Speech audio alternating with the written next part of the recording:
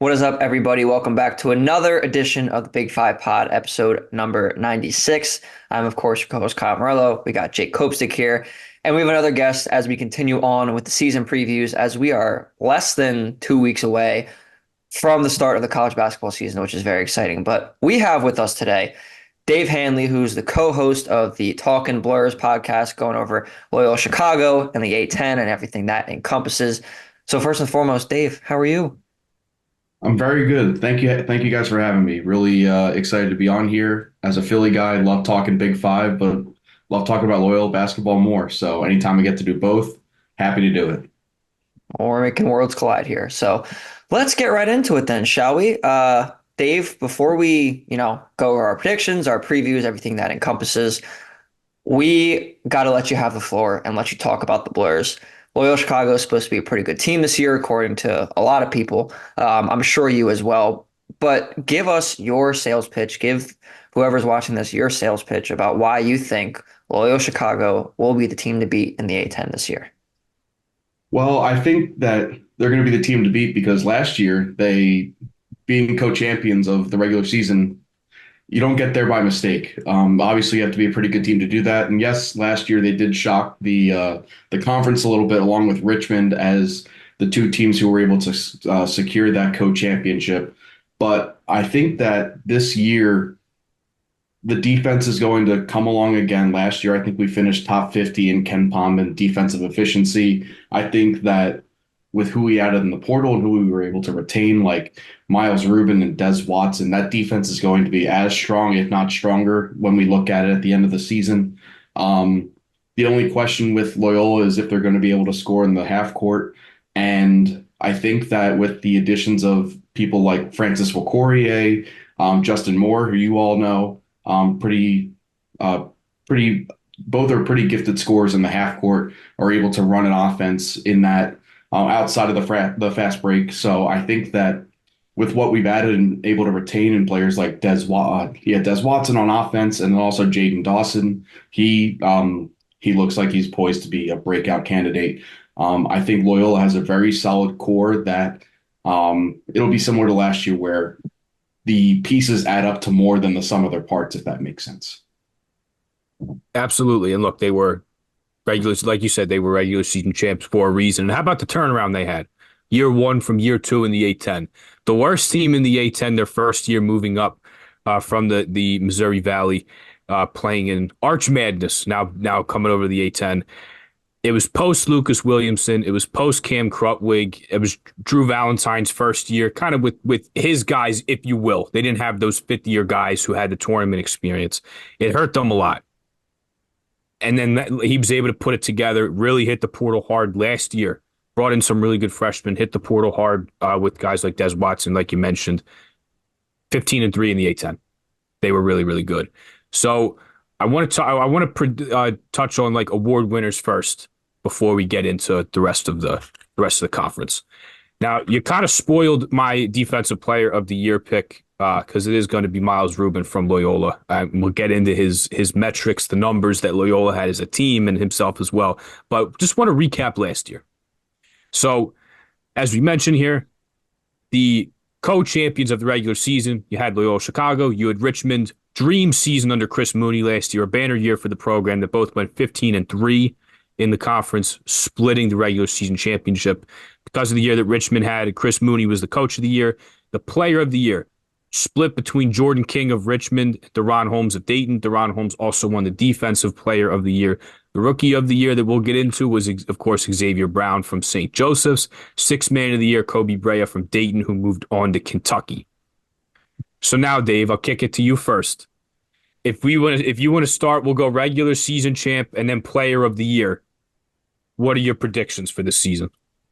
Regular season champ. I know that this is probably an unpopular pick because of just how chaotic the A10 is.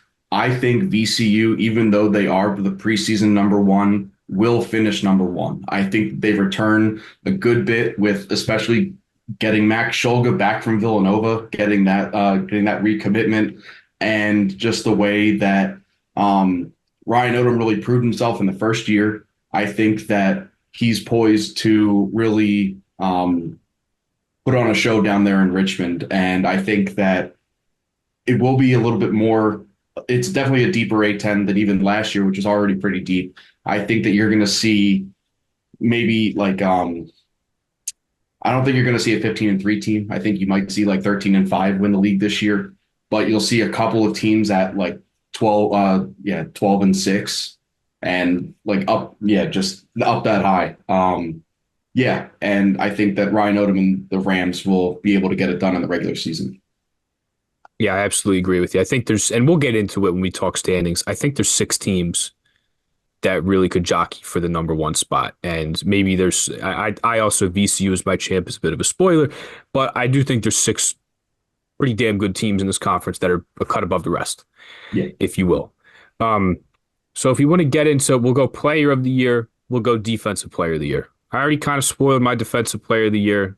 We can get into it a little, but who do you have as your player of the year in the conference for this season?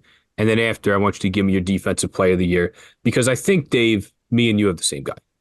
So overall player of the year, I'm going with Eric Reynolds. I think that the way that I think that his offensive importance in St. Joe's is invaluable, but I also think the fact that he got first team last year when St. Joe's kind of had a middling year in the conference and his offense in the conference play was not his best year. I think the fact that he gets that respect vote means that if he just has a regular year, has like even just improves on last year, he's going to get that player of the year. If not outright, then split it with Max Shulga. If we're going to do splits like last year when an AP All-American gets split with Jordan King, but that's a digression. Yeah. No, I agree with you. It's tough when you see a co-player of the year, or you see like the Big Ten, their first team, all Big Ten team is 10 or 11 players on it. Yeah. So stupid. Yeah, it's tough. But when you're splitting co-player when you're doing co-player of the year and then one player wins like second team All-American, I think was last year with Deron Holmes. It's a little like, yes, Jordan King had a great year. You want to recognize that somehow, but I think first team is enough. Like, yes, and they won the regular season championship, and you want to reward that by giving Chris Mooney a A10 coach of the year. But like, yeah, I think Deron deserved outright player of the year. But anyway, yeah. No, I agree with you. I mean, you look at, he also got defensive player of the year. Yeah. And I believe he was on third team All-American as well. Guy was a first round pick. Like, I know it's after the fact, but I mean, the guy had all the accomplishments and the pedigree, all while, being on a team that got being on an at-large team. Yeah. As well. I'm also going to roll Eric Reynolds, and I went with him last year. And if it was not for Deron Holmes II, I would have been right. But Deron Holmes, I mean, everybody knows how good the guy is. Like, he's fluid. He can shoot the three, was a great rim protector, like had mobility to go out on the perimeter. Like, there was so many things that the guy did well.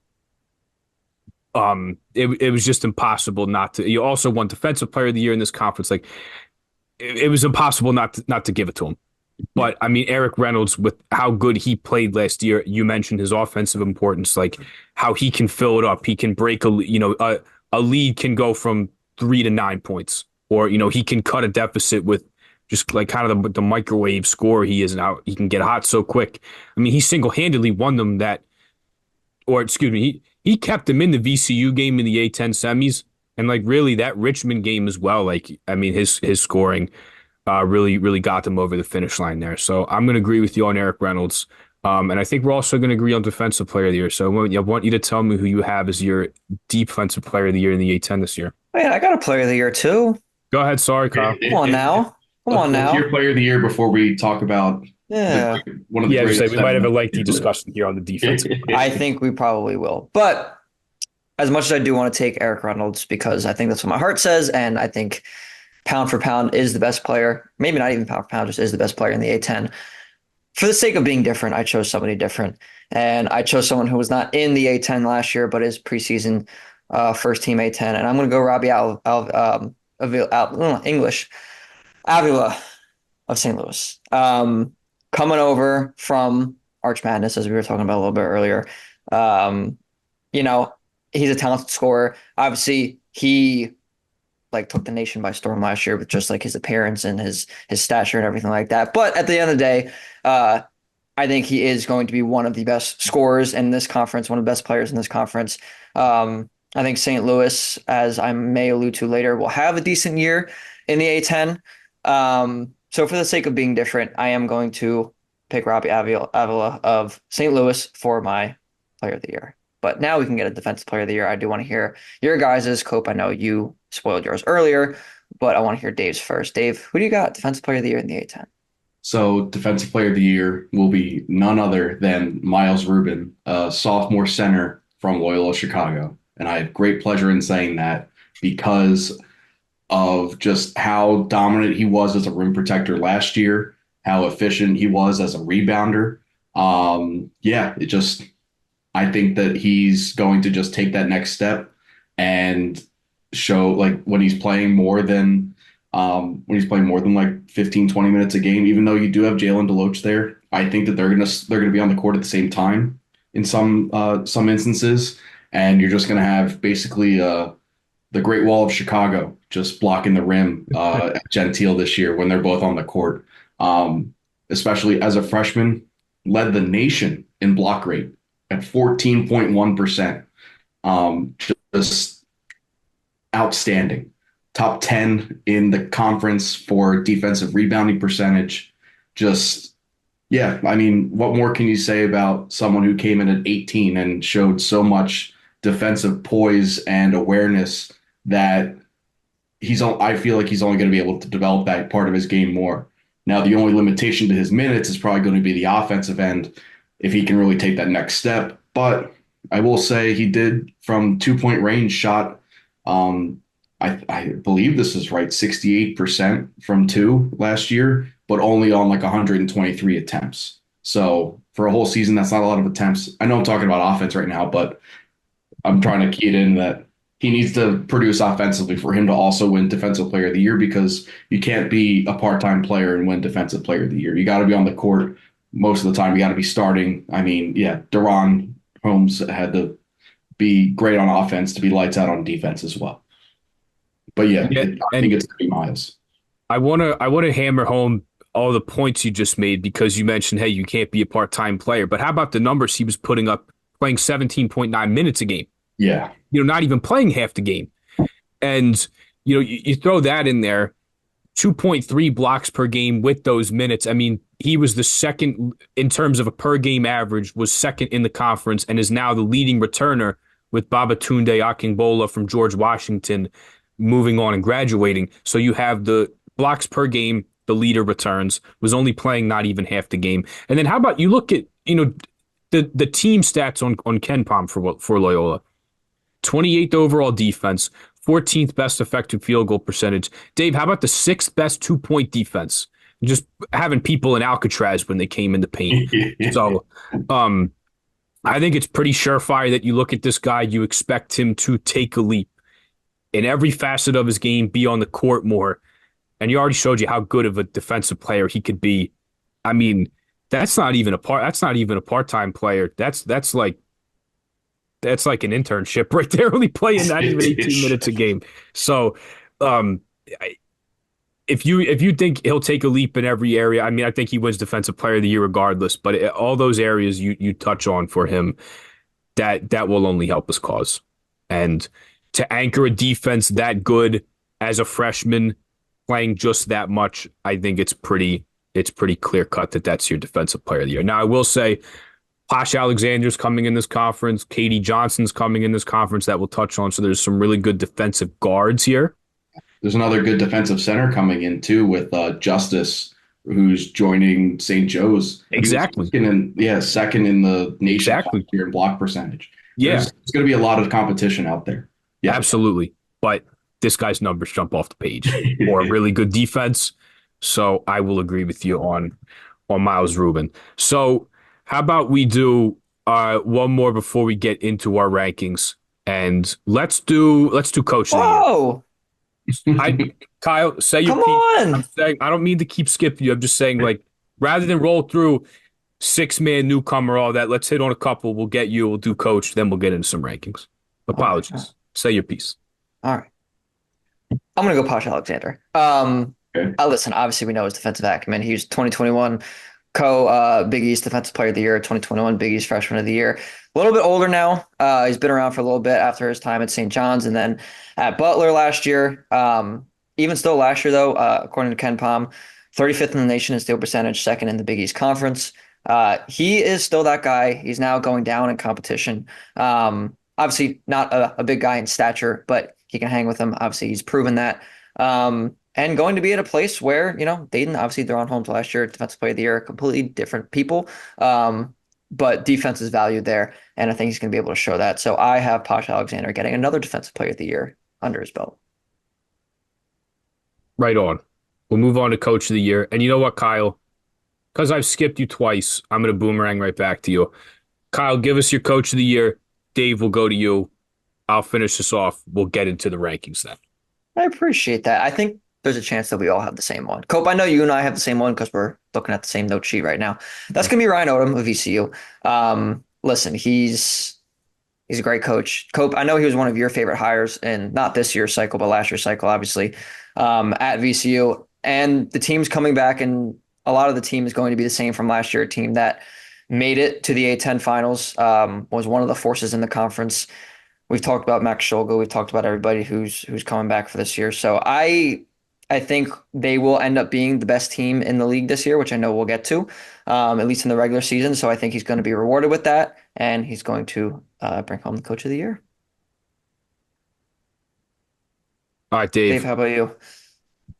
So I thought about doing Ryan Odom because it makes sense if I have VCU that Ryan Odom should be the Coach of the Year. However, I think it's going to go to none other than Josh Schertz, the new guy with SLU. I think that he's going to come in, and you're going to see a SLU team that went from being ranked like finishing 14th or 15th. I think they might have been dead last year. I need to double check on that. But I think that he's going to come in. He's going to show that his offensive scheme, they were 14th last year. His offensive scheme is going to not revolutionize, but going to put a lot of teams on notice that that their fast pace is not going to go anywhere. They ran through the Missouri Valley Conference until they hit a very seasoned Drake team that now you see that, like, when DeVries goes to West Virginia and takes his son with him, that's you're going up against a good coach there. So, and the fact that they almost won the NIT, losing to Seton Hall very late in that game. I think that Josh Schertz is going to come in. He's got Avila back. He's bringing a lot of that. He's bringing Swope with him. He's also able to keep Gibson Jimerson, who is going to have a field day in that offense of just basically lining up behind the arc or getting to the rim. No mid-range shots whatsoever. And just because they play a fast pace, they also play a pretty good defense. They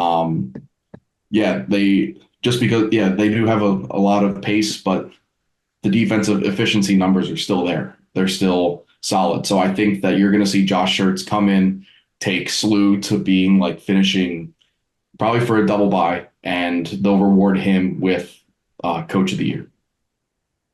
So we will talk about St. Louis because I'm really excited about them, and it's easy to get like enamored with the shiny objects of a new coach and a bunch of transfers, but I think that's a guy you buy hype in, and I think that's a guy that you think it's real. So certainly a possibility.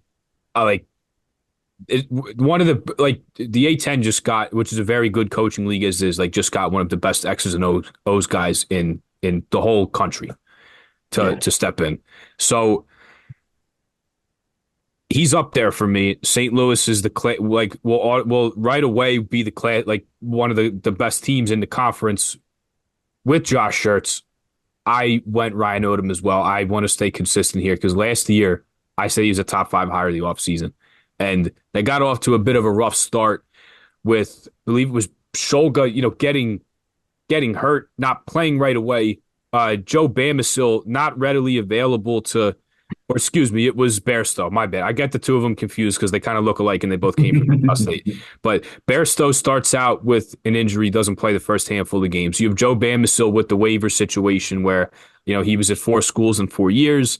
Not until with the NCAA kind of ripped the Band-Aid off and let every two-time plus transfer play, he wasn't in there to start the year. So they dealt with that. Bunch of new players. Ryan Odom's not a stranger to March Madness and having success, but it was a brand new team and a guy in his first year at the program in a damn good league in the Atlantic 10. But they steadily got better. Really good defensive unit, even though a guy that's known for his offense. Good defensive unit last year, and they do make it all the way to the A10 championship game. I think he's going to build on that. They return quite a bit. They're old.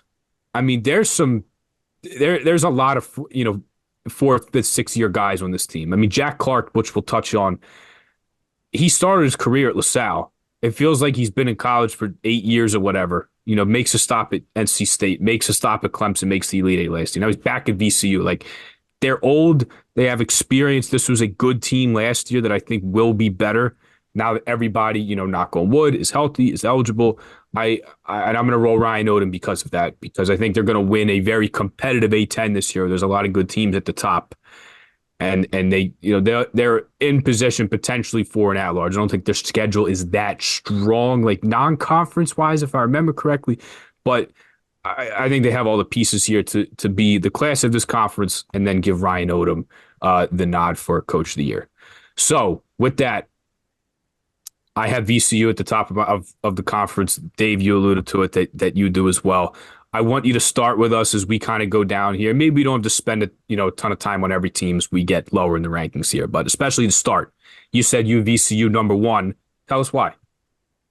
So I have VCU number 1. You alluded to it as well. They do have a lot of experience on their roster. They're returning a lot of key pieces. I know that some parts of the roster didn't stick around, but they're returning important guys. I think if Shulga had gone to Villanova, they would not be my number 1 team. The fact that they were able to bring back their best overall player from last year makes them that consistency is really key in the A10. And I think you've seen it year over year with guys like with teams like Dayton, when they're able to return a guy like Deron Holmes or Obi Toppin, that they get consistently better as their seasons go on. So yeah, that's why they're my number 1 team. Do you want me to keep going just down the line, or I don't want to? Yeah. Tell us who you know. Well, I think go through maybe top like 5. 6, Top top 5, 5, yeah. top I'll 6. do top 5. Top 6 Yeah. is strong, so. Okay. So number 2, I have Dayton. I think that Anthony Grant does have a bit of a down year by not finishing first, but I think that you'll see a little bit of growing pains at the beginning with some of those new guys. Last year they had a very limited rotation, so you're going to see that growing pain a little bit by working in new players like Posh Alexander, and I believe they got a big guy from Ohio State. I'm blanking on his name. Zed Key. Yeah, Zed Key. I think he's going to be a pretty good defensive guy as well. So you're going to see them get more familiar with Anthony Grant's system, but I think that solid coaching that he does is going to reward them to a number 2 finish. Number 3, I have SLU for all the reasons I alluded to with talking about Josh Schertz as my Coach of the Year pick. Then I have Loyola finishing number 4. I do like this Loyola team a lot. I have a lot of faith in Drew Valentine. It's just that I think that the top is really good this year for the A10. I think that Seth Greenberg said that there could be as many as 5 teams in the going dancing from the A10. I think that's a little extreme, but I wouldn't be surprised if we get 2 or 3 this year. I think that that's definitely a possibility if the non-conference pans out. I mean, like looking at VCU, they have a game against Boston College, a game against Seton Hall, a game against Colorado State, and at New Mexico. Those are 4 great non-conference games that if they win, that could help them run the table for an at-large, as long as they aren't finishing like 8th in the A10. Yeah, and then rounding out my top 5, I picked Richmond because I just can't doubt Chris Mooney anymore. There's no reason to, even though he's losing King and his big center. I forget his name though. Neil Quinn. Yeah, Neil Quinn. Thank you. Even though he's losing Quinn and King, I still think that he's going to be able to somehow rise above and knock St. Joe's into 6th. But I'll get into that when we go through the rest of our rankings. So I I'm kind of fluid here in terms of like where I put it because I wrote some stuff down and it's like the more I look at it, the more I want to change everything. And like, you know what I mean? You put the rankings in the top five and you're like, oh, well, I like this team better. I like this team better. So I have VCU number one. Just I'll set it and forget it. And I agree with you that if Shulga didn't come back, I probably wouldn't have them number one. To have a guy that's a scorer, can really control the game on offense, but has also played for Ryan Odom for so long, I think is massive. I mean, this guy against St. Joe's in the tournament was unconscious, was never sped up, was able to get to his spots, like very good shooter. So bringing him back is massive. It can't be understated, like just how big is you're getting a first team all conference, potentially player of the year guy to come back. But with Zeb Jackson, with Joe Bamisile, like there's some scoring there, some athleticism. It's another good defensive unit. And I think Philip Russell coming over from UT Arlington, probably is that guard off the bench, is a nice spark plug energy guy to have scoring the ball. Like they have four guys that at the guard spot are going to have the ball in their hands a lot and going to be doing a lot of the scoring and creating. But I think the other guys fill in well. I think Jack Clark is a terrific addition for a guy that's been in college a long time. He just made the Elite Eight at Clemson last year, and just kind of a glue guy. A glue guy. Will do all the dirty work. He'll rebound. He's got some athleticism, some size. Not really a shooter. Never really like grew into a consistent one. His freshman year at LaSalle, I saw him knock down quite a few, and I was like, uh-oh, maybe the shot's coming along, but it just never was as like, look, you got to respect it a little bit, of course, but not somebody you'll be keying in on as a shooter on a scouting report. And then a big time swing piece here is Christian Furman, their center. They have a freshman behind him, but there's not a ton of size outside of that. They lose Toby Lawal, who's one of the probably five best athletes in college basketball as he goes on to Virginia Tech. But Furman, I think, is going to be huge because you need the rim protection. You need him to stay out of foul trouble. And if he can give you anything on offense more than the 5 points a game he had last year, you have a really good starting five. It's a really good starting five as it is. But if he can improve and hit more of his ceiling, like this is a guy who was a pretty heralded recruit coming from the Poconos down to VCU. But if he can improve upon his offense and still be the defensive presence that he was last year, I mean, this team can be an at-large team and be a damn good one at that. So I have VCU one, and then I actually don't have Richmond as my team that could potentially bounce St. Joe's because I have them at 5. I think it could be George Mason, actually. I like the additions that they made, and Richmond, I mean, to just touch on Richmond real quick, like you lose a guy like Jordan King, who was such a good scorer last year, but I mean, you lose Isaiah Bigelow, you lose Jai Bailey last year, you bring back Delani Hunt, and that's really it from the starting lineup is just him. And with the way that Chris Mooney plays and slow the game down, a lot of cuts, a lot of movement. Like having Neil Quinn be the fulcrum of your offense, who could score back to the basket, who could hit cutters, was a terrific big man passer, and really was the engine that made the Richmond kind of Princeton offense go. With Mooney being a Philly guy, but a Princeton guy. I think that loss is huge, and there's a lot riding on Michael Walls to replace Neil Quinn in that way, but. I'll go with what I have here, Dave. I have Loyola number 2, St. Louis number 3. Easy, like I think you could. I have Dayton 4, and I think you could interchange those anyways. I wouldn't be mad at you. I think those could go either way. And I have St. Joe's 5, and I want to touch on them for a second before I go to Kyle and quit rambling here. But I think the St. Joe's is still very, as far as a starting 5 goes, I think you could argue this potentially is the most talented one in the Atlantic 10. I mean, there's guys everywhere with Eric Reynolds, with Xavier Brown. We had Rasheer Fleming on. I think Rasheer Fleming is a pro, will only be better this year. And he's been a damn good player his first 2 years on Hawk Hill. But I think the pieces fit a little bit better this year. You replace Cam Brown, who is a really good shooter, 5th-year guy, with Derek Simpson, a fast, athletic wing who comes from Steve Peichel and Rutgers, who to hit the floor there, you have to defend. And I think he's going to help St. Joe's in an area on the defensive end that they've been lacking a little bit. And then also speaking about defense, I mean, we talked about Justice Ajabo, who had the second best block rate in the country behind Miles Rubin. And I think he fits better than Kreese Sandago, because as great as it is that Kreese could pass, he could shoot the 3, space the floor. Like, I just think you don't need a crazy role for Ajabo. You just need him to protect the rim, which he's going to do, be a lob threat, set screens for the guards. And I think that it's actually going to mesh a little bit better this year. Now they're a little thin on the bench and they're young. And I think we watch out for Desir Haskins. I know you're a Philly guy, but if you haven't heard this guy's name, keep Desir Haskins in the back of your head because red-shirted last year. He's big, can do it all. We had Justin Scott on as well from St. Joe's, as well as Brashear Fleming, and both of them raved about this guy and what he can bring this year. He could potentially be the sixth man for Joe's possibly. So I like the talent with St. Joe's. I think the pieces fit a little bit better, but it's just going to come down to like can Billy Lang put it all together here. Yes. That's what it comes down to. Because I thought last year's team was way better than the 8th place finish or 9th place finish that they showed last year. Yes. Sorry, this is I know that I'm jumping ahead, but that's why I have him at 6 and Richmond at 5th, because I value coaching a lot. And Chris Mooney can coach the hell out of any team. Billy Lang,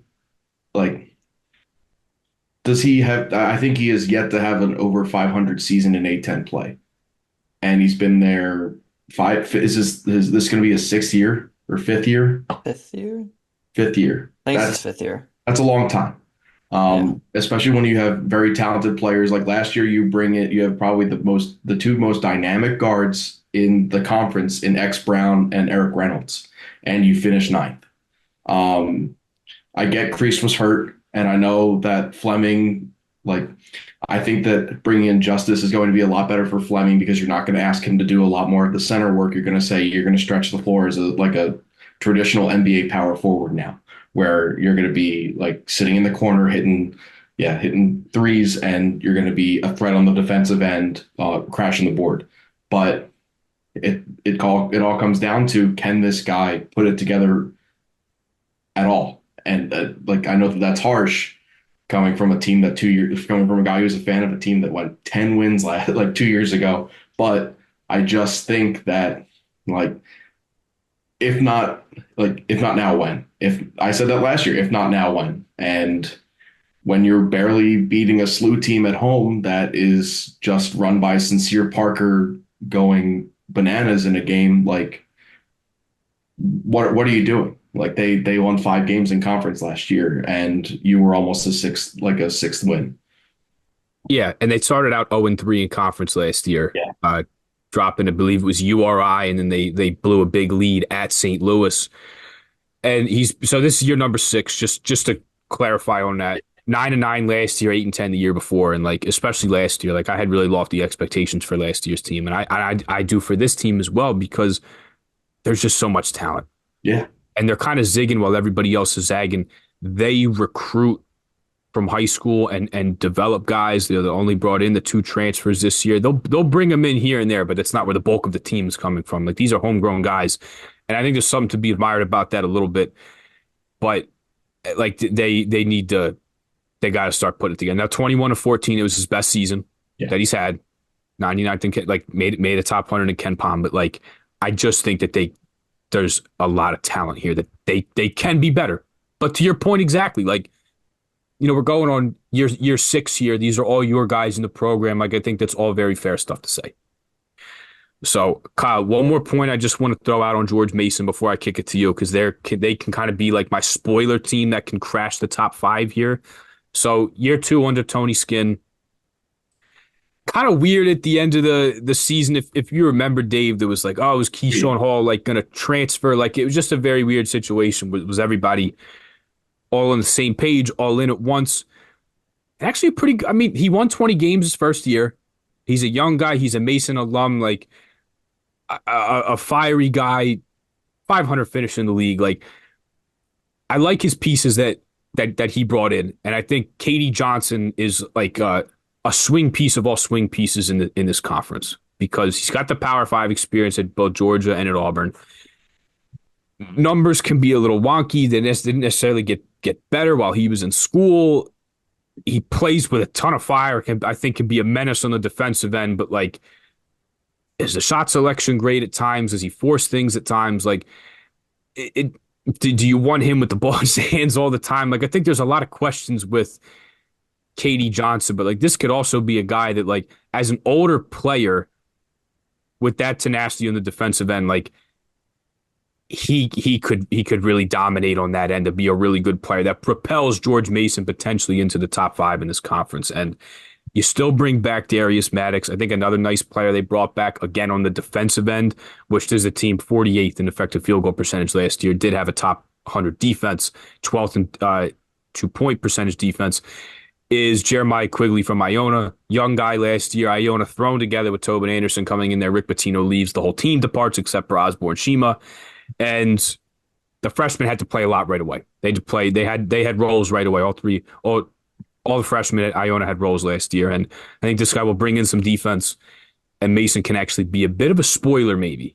Like I think KD Johnson, like if he does what we think he can do, that guy can propel this team into the top 5 and potentially be my spoiler. So Kyle, with that, kick it over to you. Alrighty. I'll get to them a little bit too. I don't know quite as much about Mason, but from what I've been reading and trying to inform myself on, they do seem like the one team that like, hey, they might be among those elite teams. They just don't seem like it just right now going into the season. But I digress. My top 2 is your guys' top 2, VCU Dayton. I don't think I can expand on the things that you say without being repetitive, so I'm not quite going to, but VCU is extremely talented. Dayton brought in some high major transfers. Obviously, I talked about Posh Alexander earlier. They're both going to be the class of the league, I think, even though Cope kind of, as you said, like there's a top 5 or so that's interchangeable, I think. It's a very deep league this year. I'm very excited for it. But I think those 2 are the top 2, I think, consensus and, just roster construction wise, I think those are top 2. Here's why I'm going to disagree with you guys a little bit. And maybe this is the homer in me. I'm going to have St. Joe's 3rd. I'm hoping that Billy Lang can figure it out with the talent that they have. Cope, I know we've talked about this on the pod before, and I agree with your point that the pieces fit better this year. You talked about Kreese and kind of how, as talented of a player he was, he didn't exactly fit the rest of the mold of the team. We talked about it a lot last year. So I think this year it's going to be a little bit different. I think there's players who have more defined roles. I think, as you mentioned, Desir Haskins is going to be the X factor, 100%. I think he's going to be. I mean, you talked about it, Justin Scott and Rasheer Fleming raved about him. Speaking of Rasheer Fleming, I think he's going to be a crazy good talent. I think he's going to take another leap this year. I think he took a great one last year, but even better this year. And then obviously you have the backcourt, that best in the conference, second best in the conference, top 3, whatever you want to call it. It's up there and it's good. Yeah. On paper, 100%. So I think that they have the chance to do something special and put it together. And while I don't think they're at the top of the conference, I think that they're going to be a very, very good team. And this is the year that it finally happens. Now, if it doesn't happen, that's a conversation that, you guys were having and we're going to have further because last year he had talent, Billy Lang did, and it was a very, very mediocre, if not subpar, conference play. And going into this year, I think he hopefully can use that experience and learn from it and use the talent this year to be even better. So I'm going to pick them 3rd. Dave, I am going to go with the Ramblers 4 in Loyola, and I'm going to go with SLU 5 and George Mason 6 just because we were talking about them right now. But here's the kicker. I do think SLU will win the A10 tournament, and I think they'll get the automatic bid to get into March Madness. We talked about Robbie Avila earlier. Now that he has some of that, postseason experience playing big games, obviously Indiana State lost to Drake last year, Dave, as you mentioned before. But now Josh Schertz also has that experience. And I think with some of the guys that they brought in, I think that they're going to be the team that gets it done in the postseason. Obviously, VCU has the experience as well, too. But this is a conference where chaos ensues. Things get a little crazy. Sometimes you don't see things coming, like Duquesne winning the A10 tournament last year. So I think SLU is going to win the A10 tournament this year, but I do think they'll finish 5th overall in the conference. And George Mason, I have at 6 as well. Just for Big 5 purposes, I do have LaSalle finishing 3rd to last and 13th there. As much as I want to take away from their scrimmage from Maryland, where they appeared to upset buddy, them. Boss band, it's fake. Don't buy it. It's fake? Yeah. Did I get duped out? Yeah. Did you get duped out too? I did not. Originally? No, 'cause Originally? I saw that it was fake. God damn. It would have been great, dude. It would have been great. But, as the great Jim Calhoun said, get some facts and come back and see me. Get some facts back. All right. Well, I must have misinterpreted then. However, I do think this team will be, I think, around the same, at least that they were last year. I know obviously different pieces, but or some different pieces, at least obviously the two big ones, Brantley and Brickus, are gone.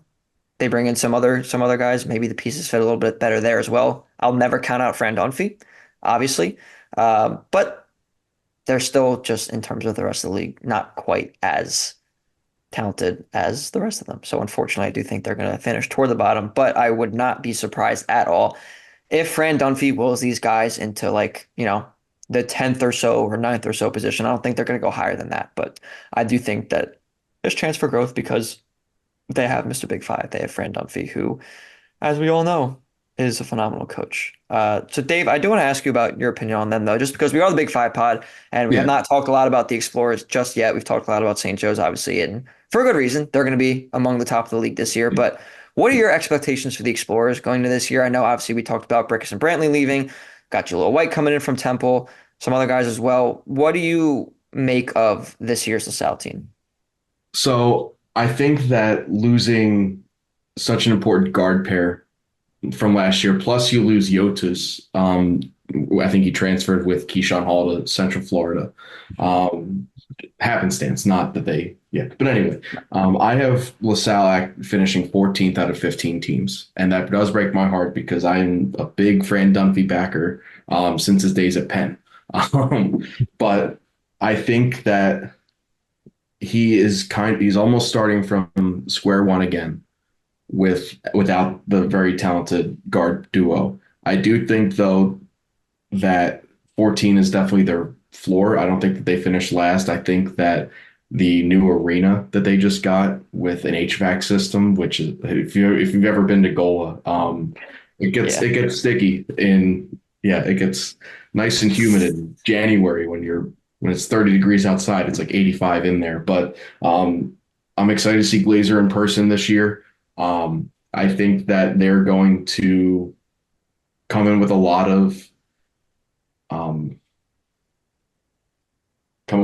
like energy for that new arena. They're showing that this is the first time in my memory that LaSalle has invested tangible dollars into their basketball program in a way that makes people want to actually go to Southwest Philly, into that area. And I think that 14 is definitely a low. I think that finishing as high as 10 would be a win, a huge win for LaSalle.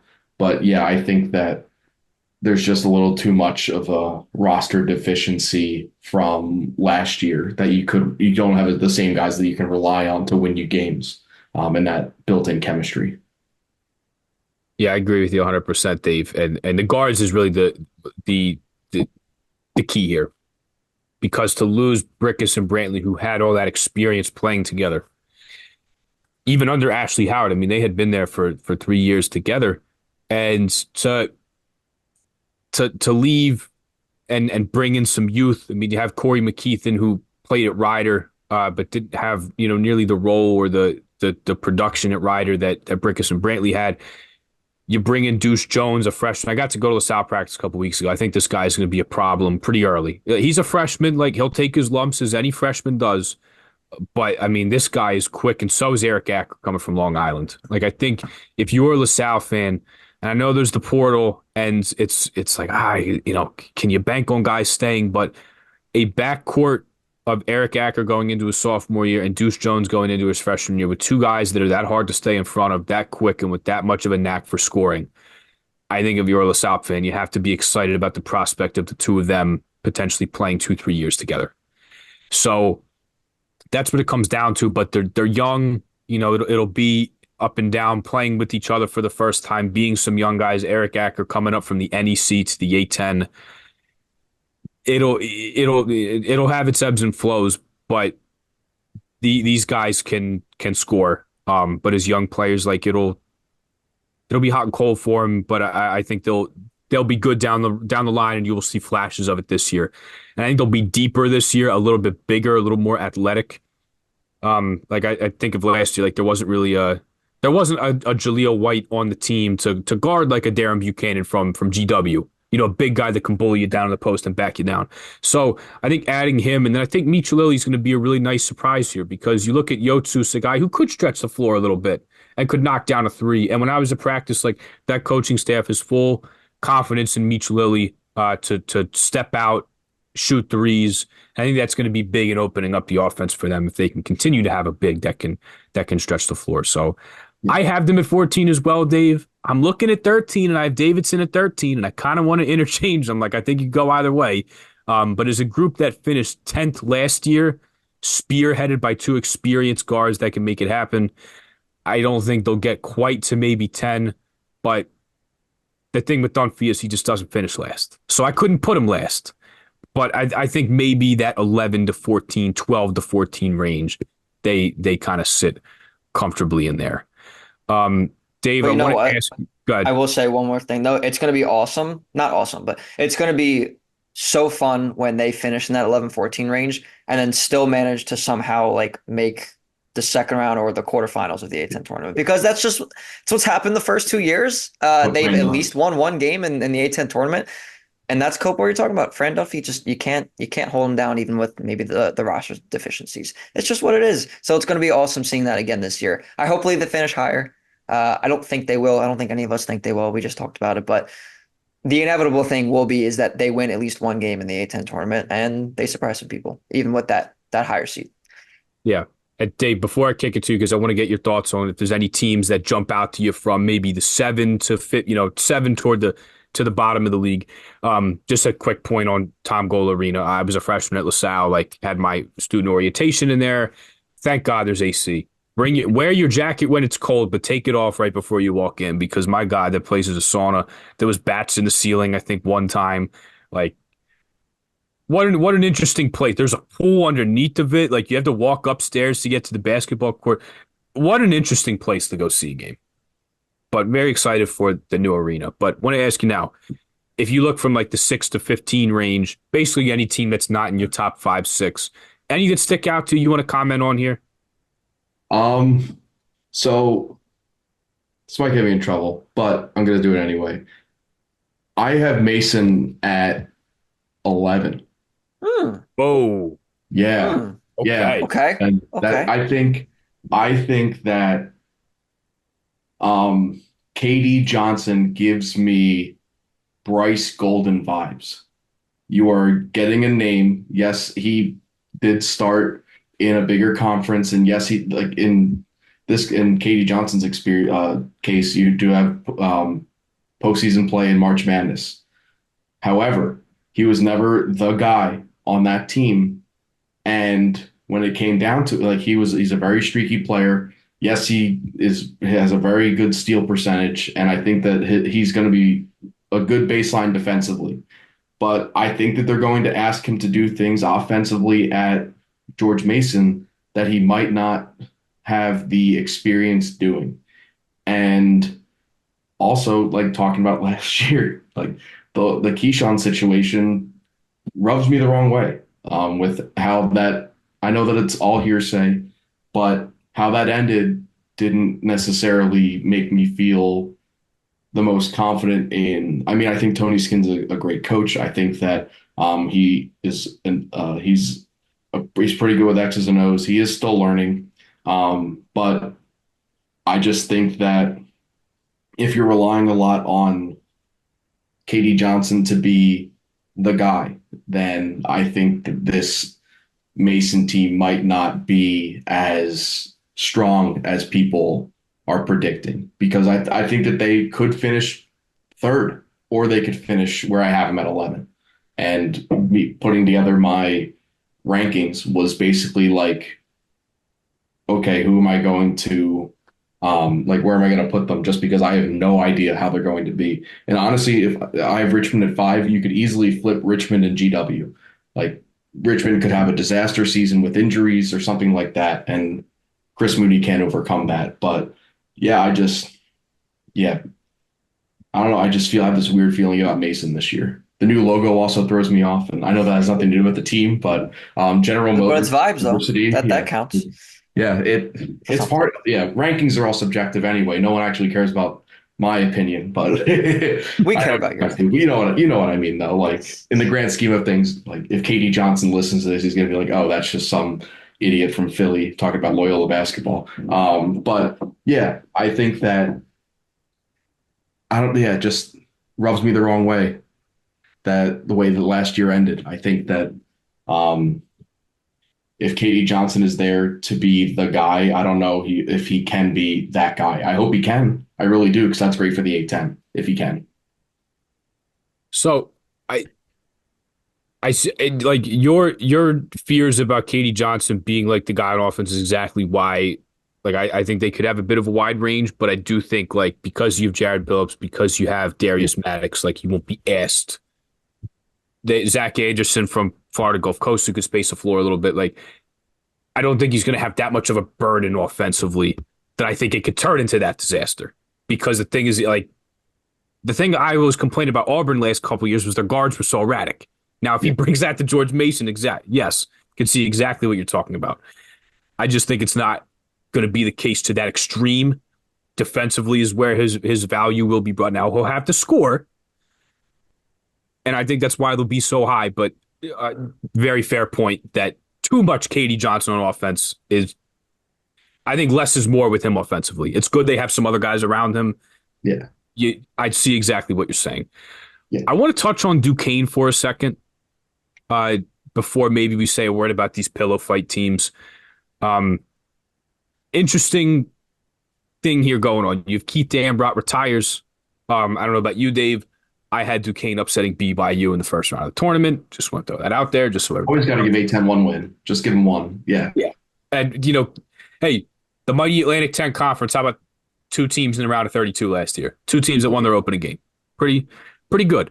So out goes Keith Dambrot, bringing Duquesne to their first tournament in like 50 years. I mean, that was wow what he did. And in his last year, they made one last hurrah. They upset BYU. Like, what a run it was for Keith Dambrot. And then comes Drew Joyce III, maybe most famously LeBron's, high school teammate. Like, I know his name just from watching the oh God, what was the movie they made about him? Yeah, that documentary. Yeah. Yeah. I haven't know the seen soundtrack it. better than the documentary. Yeah, Exactly. me The soundtrack too. is awesome. Yeah, but anyway. You know what? I'm gonna just look that up right now while we're. Please, it's bothering me so much. I watched it years ago. I'm not even going to the internet. I'm going to Spotify to Yeah, look up exactly. Yeah. Forever. More than a game, is And that what it was called? yeah, more than a game. Okay. Yeah. Because it was like I watched it on like it was like an iPod like touch. It wasn't even an iPhone at the time. Like that's how like long ago I watched it. But regardless, like he retains some pieces that, unfortunately, look, he loses Trey Clark. He loses Day Grant, who is a great name, but just a bucket as well. I mean, you had two guys that you could. It wasn't offensively a terrific team, but you had two guys that get you bucket when you needed it, man. And those two guys, you lose them. But you bring back Kareem Rozier, small guy, but a quick guy on the ball as a defender and as a lead guard.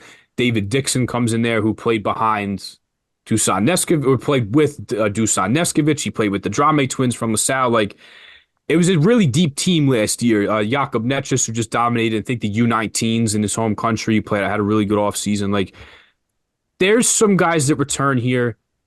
Nice portal haul.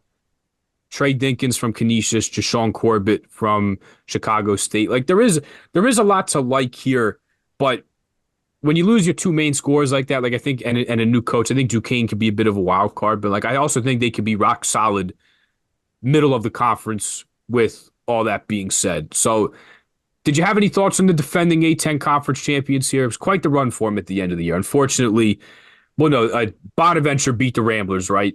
Yeah. In the Yes. A10 tournament. Double overtime. Don't mean to remind you, but it was a crazy day. I mean, how about the 1, 2, 3, 4 seeds? The four double bye teams lose on their first day in consecutive games at the tournament. So, Insane. whole lot going on. Duquesne was the bid stealer. Any thoughts on them if they could, in any way, potentially return to that? So first I want to give Dambrot his flowers. That dude just slept, and was just breathed basketball his entire career. And it's a shame that his wife is going through the health is going through the health struggles, so that he felt the need to retire. And it's very admirable. I respect the hell out of Dambrot. That being said, I think that Drew Joyce was the right choice. I think that it's similar, not obviously not the same circumstances, but like when Drew Valentine got chosen to succeed Porter Moser, the important thing there was roster continuity. And I think that with Drew Joyce, you are able to continue that similar legacy. You're going to see a very similar um, culture. I hate using that word because it's just so overused. You're going to see a very similar Duquesne play style on the court that you saw under Dambrot, and that same identity is going to be there. And I think that they added a lot of good pieces. That being said, I think they do have some growing pains under a new coach where, unlike with Drew Valentine in his first year, you aren't returning a Lucas Williamson, you aren't returning all these fifth-year guys with extra COVID eligibility. I do have them finishing 10th, just above George Mason and right behind Davidson in my rankings. Okay. It's definitely fair with the new coach and a lot, leaving. Now they do get Maximus Edwards from GW to transfer in conference. And then I think a really good story for this team last year. How about Jake DeMichael being a walk-on who ended up playing a lot of minutes for this team? Like so deep and so many different guys they were able to contribute. It was really a great run for them last year in the tournament. And how about I was at the St. Joe's game where they lost on a Cam Brown Lynn Greer airballed a shot in the paint. I don't mean to say it like that, but he misses the shot and Cam Brown rebounds it for the win. And that last second win pushed Duquesne to 0-4 in conference play. Like they did not have a good start, and they were able to stick it out and then ultimately win the conference tournament. So last one for you, Dave. And we touched on a little bit with talking about our rankings at the bottom here. Who's going to be playing in the pillow fight? Who's going to be opening this up? Because this tournament's in Pittsburgh this year, correct? Who's going to be playing on DC this year? DC, yeah. Yeah, DC, then Pittsburgh. But no, they more recently announced that they were going to be playing in Pittsburgh.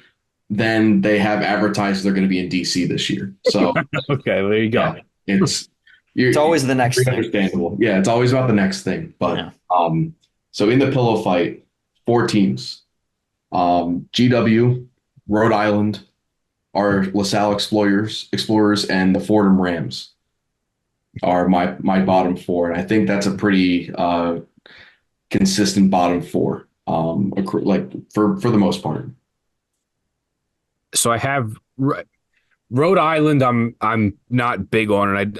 I don't know how well the Archie Miller, tenure is working out as to what people thought it was going to be.